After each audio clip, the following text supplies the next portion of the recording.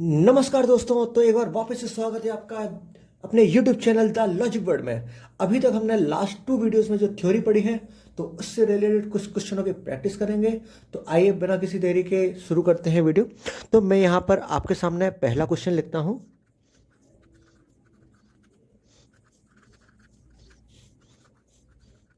Our is the best country in the world, है ना।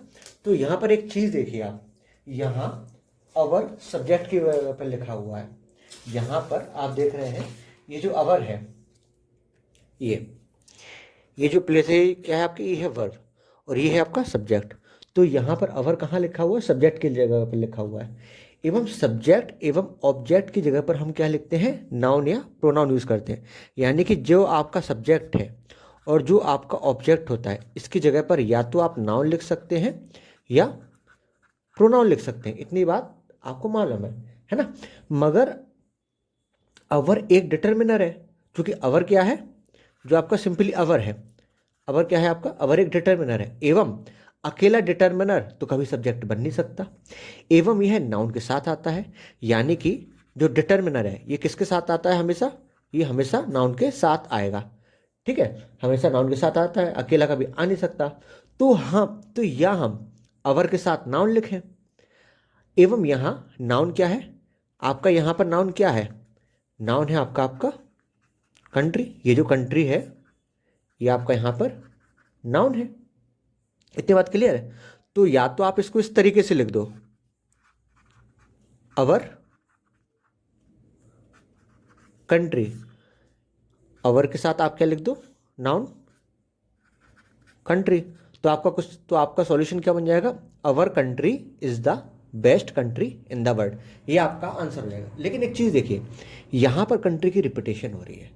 तो इस रिपीटेशन को अवॉइड करने के लिए, चूंकि कंट्री एक नाउन फ्रेज बन गया है डिटर्मिनर के साथ, तो इसको अवॉइड करने के लिए हम क्या करेंगे, इसकी जगह लिखेंगे प्रोनाउन, है ना। तो प्रोनाउन क्या होता है अवर वाले केसेस में, मैंने आपको लास्ट लेक्चर में बताया था। ये जो पॉसेसिव केस के डिटर्मिनर होते हैं, ठीक है, दो चीज़ होती है, एक डिटर्मिनर होता है, एक प्रोनाउन होता है। तो डिटर्मिनर हमेशा नाउन के साथ आता है। तो यहाँ पे डिटर्मिनर आपका अवर है और ये नाउन कंट्री है ना। तो इसके साथ ये आपका नाउन फ्रेज हो गया। अगर इसको रिपीटेशन को अवॉइड करने के लिए हम क्या यूज़ करते हैं, प्रोनाउन यूज़ करते हैं।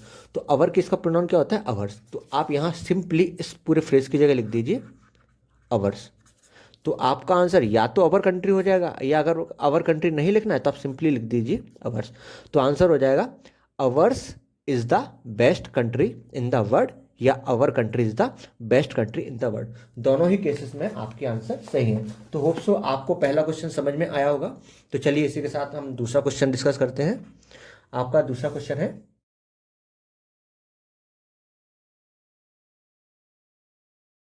ही will take good care of yours family. अब यहाँ पर ये जो फैमिली है, ये फैमिली आपका क्या है, नाउन। आपको पता है नाउन के साथ यहाँ पर क्या आता है, डिटर्मिनर आता है। अब यहाँ लिखा क्या है डिटर्मिनर की जगह पे, योर्स। और ये योर्स होता क्या है, योर्स ये होता क्या है, योर्स तो आपका प्रोनाउन होता है। ये हमेशा नाउन की जगह पर लिखे जाते हैं। नाउन ये हमेशा कहाँ लिखे जाते हैं, नाउन की जगह पर, है ना, नाउन के स्थान पर लिखे जाते हैं। लेकिन हमें चाहिए क्या है, डिटर्मिनर। डिटर्मिनर तो नाउन के साथ आते हैं। और जो योर्स है ये आपका प्रोनाउन है। प्रोनाउन कभी नाउन के साथ आता नहीं है। तो हमें यहाँ क्या चाहिए, डिटर्मिनर, है ना। तो योर्स के केस में, ये जो योर्स का केस है, इसके केस में डिटर्मिनर क्या होगा आपका, योर। तो हम सिंपली योर्स की जगह क्या लिख देंगे, योर। तो ये आपका सिंपली आंसर हो जाएगा, he will take good care of your family. ठीक है, क्यों, क्योंकि योर आपका डिटर्मिनर है और ये नाउन है। तो नाउन के साथ हमेशा डिटर्मिनर आता है, अकेला डिटर्मिनर आता नहीं है। और योर्स आपका प्रोनाउन है जो कि नाउन की जगह पर आता है। ठीक है, तो होप सो आपके सामने दूसरा क्वेश्चन भी क्लियर हो गया होगा। तो चलिए हम नेक्स्ट क्वेश्चन डिस्कस करते हैं। नेक्स्ट क्वेश्चन है आपका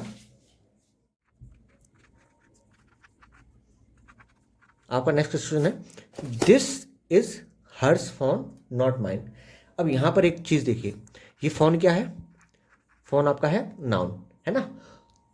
अब यहाँ नाउन के साथ क्या आता है आपका, डिटर्मिनर आता है। अब यहाँ डिटर्मिनर के पेज पे लिखा क्या है, हर्ष। अब एक बात बताइए, हर्ष है क्या, यहाँ पे हर्ष है, ये क्या है, प्रोनाउन। अब प्रोनाउन तो नाउन की जगह पर आते हैं, नाउन के साथ थोड़ी आते हैं। लेकिन यहाँ पे तो नाउन के साथ आ रहा है, जो कि गलत है। तो हमें यहाँ चाहिए क्या, प्रोनाउन की जगह हमें चाहिए डिटर्मिनर। अब हर वाला डिटर्मिनर चाहिए। यहाँ पे ये लिखा है ये प्रोनाउन है, तो इस प्रोनाउन के केस में डिटर्मिनर क्या होता है? हर। तो यहाँ पर हमें सिंपली डिटर्मिनर चाहिए, ना कि प्रोनाउन, और ये प्रोनाउन है। तो यहाँ पे आप सिंपली लिख दीजिए विदाउट एस वाला हर। तो ये हो जाएगा this is her phone not my. ठीक है। अब यहाँ एक चीज़ देखिए, माई है, ये माई क्या है आपका? ये आपका डिटर्मिनर है। माई क्या है आपका? डिटर्मिनर। और मैंने आपको पहले ही बताया है कि डिटर्मिनर कभी भी अकेला नहीं आता है, ये हमेशा आप नाउन के साथ आता है। यानी कि डिटर्मिनर जब भी आएगा हमेशा नाउन के साथ ही रहेगा, अकेला डिटर्मिनर कभी नहीं आता। लेकिन यहाँ आपके सामने सिंपली नाउन डिटर्मिनर दे रखा है, तो इसका फिर नाउन कहाँ है? तो या तो आप नाउन लिख दो। अब नाउन है क्या? फोन। तो आप सिंपली लिख दो माई फोन। तो आपका आंसर हो जाएगा this is her phone not my phone. आप इतना लिख दो, आपका आंसर क्लियर करेक्ट हो जाएगा। अब एक चीज़ देखिए, यहाँ फोन की रिपीटेशन हो रही है, जो एक नाउन इसकी रिपीटेशन हो रही है। अब हम प्रोनाउन क्यों यूज़ करते हैं? नाउन की रिपीटेशन को अवॉइड करने के लिए। तो आप इस नाउन फ्रेज की जगह आप सिंपली प्रोनाउन लिख दीजिए। अब प्रोनाउन आप क्या लिखोगे? माई केस का प्रोनाउन क्या होता है? जब माई डिटर्मिनर होता है, इस केस का प्रोनाउन क्या होता है? माइन। तो आप इस पूरे फेज की जगह आप सिंपली लिख दीजिए माइन। तो ये आपका आंसर हो जाएगा। तो इस पूरी फेज की जगह या तो आप माइन लिख दो या my phone, both are correct. My phone की जगह आप सिंपली क्या लिख दो? माइन। तो होप्स तो आपके सामने ये तीसरा क्वेश्चन भी क्लियर हो गया होगा आपको कोई। तो चलिए नेक्स्ट क्वेश्चन डिस्कस करते हैं हम। चौथा क्वेश्चन है आपके सामने।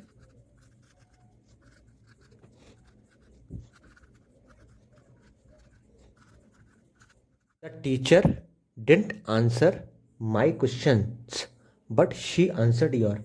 अब यहाँ एक चीज़ देखिए, ये जो क्वेश्चन लिखा है ये क्या है? ये है नाउन। अब नाउन के साथ हमेशा क्या आता है? डिटर्मिनर। अब डिटर्मिनर के प्लेस पर क्या लिखा है? माइन। अब ये माइन क्या है?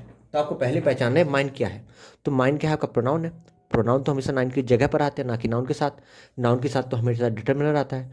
तो इस प्रोनाउन की जगह हम क्या लिखेंगे? डिटर्मिनर। माइन की जगह क्या डिटर्मिनर आएगा? माइन।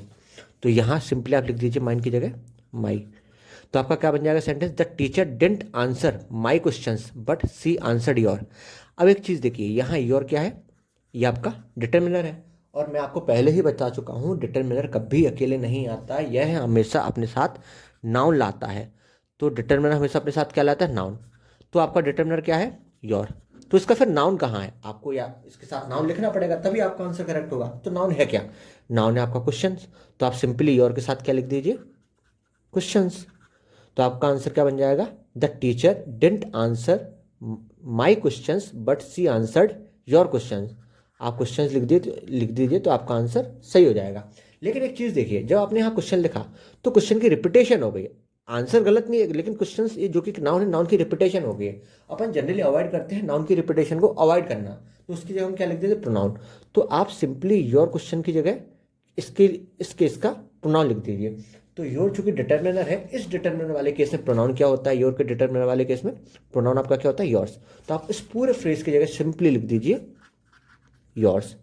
तो आपका सिंपली आंसर क्या हो जाएगा इस पूरे फ्रेज की जगह? Yours. The teacher didn't answer my questions but she answered yours. ये भी आपका सही है, और आप चाहे तो योर क्वेश्चन लिख दीजिए, ये भी आपका सही है, गलत कुछ भी नहीं है। बस नाउन की हमने रिपीटेशन को अवॉइड किया है, जो कि जनरली प्रेफर की जाती है। तो होप सो आपके सामने चौथा क्वेश्चन भी क्लियर हो गया होगा। तो चलिए हम नेक्स्ट क्वेश्चन की तरफ मूव करते हैं। नेक्स्ट क्वेश्चन है आपका, नेक्स्ट क्वेश्चन क्या है? Their presentation is more attractive than our. अब यहाँ एक चीज़ देखिए, यहाँ प्रेजेंटेशन आपका क्या है? ये है आपका नाउन। मैंने अभी बताया नाउन के साथ क्या आता है? डिटर्मिनर। और डिटर्मिनर के किस जगह पर लिखा क्या है? देयर्स, यानी कि एस वाला केस लिखा है। अब ये एस वाला केस होता क्या है? देयर में ये एस वाला केस, ये तो होता है प्रोनाउन। और प्रोनाउन कभी नाउन के साथ थोड़ी आता है। प्रोनाउन तो नाउन की जगह पर आता है, लेकिन यहाँ तो प्रोनाउन नाउन के साथ आ रहा है। तो यहाँ चाहिए क्या? डिटर्मिनर। तो देयर वाले केस में डिटर्मिनर क्या होता है? देयर। तो आप सिंपली यहाँ एस वाले केस को हटाकर सिंपली लिख दीजिए THEIR। तो आपका क्या बन जाएगा? Determiner. Their presentation is more attractive than our. अब यहाँ एक चीज़ देखिए, अवर क्या है? ये भी एक डिटर्मिनर है। अभी मैंने बताया कि डिटर्मिनर कभी अकेला नहीं आता, यह हमेशा नाउन के साथ आता है। तो फिर इसका नाउन कहाँ है? और नाउन है क्या? प्रेजेंटेशन। तो आप सिंपली इस डिटर्मिनर के साथ इसका नाउन लिख दीजिए प्रेजेंटेशन। तो आपका आंसर होगा their presentation is more attractive than our presentation. लेकिन फिर वही बात जो अपन ने लास्ट क्वेश्चन में डिस्कस की, प्रेजेंटेशन जो कि एक नाउन है, क्या है? एक नाउन। इस नाउन की रिपीटेशन हो रही है, तो नाउन की रिपीटेशन को अवॉइड करने के लिए हम क्या लिखते हैं, प्रोनाउन। तो इस पूरे नाउन फ्रेज की जगह आप सिंपली इसका प्रोनाउन लिख दीजिए, किसका, अवर वाले केस का। तो अवर वाले केस का प्रोनाउन क्या होता है, अवर्स, है ना। तो आप सिंपली इसकी जगह लिख दीजिए अवर्स। तो आंसर हो जाएगा आपका their presentation is more attractive than ours, या their presentation is more attractive than our presentation. ये वाला केस भी आपका सही है और ये वाला केस भी आपका सही है। तो होप सो आपको सामने 5वां क्वेश्चन भी सही समझ में आ गया होगा आपको। तो फिर ये जो अभी मैंने आपके सामने 5 क्वेश्चन डिस्कस किए हैं, होप सो आपको ये सारे क्वेश्चन अच्छी तरीके से क्लियर हो गए होंगे, मैंने पूरी कोशिश की है। बाकी अगर फिर भी कोई डाउट रह जाता है तो आप कमेंट सेक्शन में लीव कर दीजिएगा इसको। सो थैंक यू गाइज, आज के लिए इतना ही काफी है, बाकी हम नेक्स्ट क्वेश्चन में कंटिन्यू करेंगे।